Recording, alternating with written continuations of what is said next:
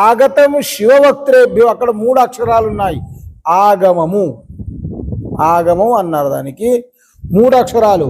ఆగతం శివవక్త్రేభ్యో గతంచ గిరిజాశ్రుతౌ మతంచ వాసుదేవస్య తస్మాదాగమముచ్యతే అన్నారు.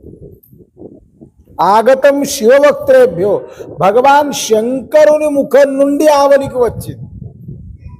ఆగతం శివవక్త్రేభ్యో గతంచ గిరిజాశ్రుతౌ, ముఖం నుండి వచ్చిన తర్వాత ఎవరు విన్నారు? ఆ జగన్మాత పార్వతీ చెవిలో అది వెళ్ళింది.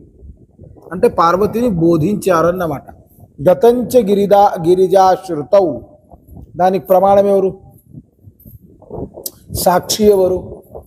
మతంచ వాసుదేవస్యో, ప్రత్యక్షంగా భగవాన్ మహావిష్ణువు దానికి సాక్షి ఉన్నారు.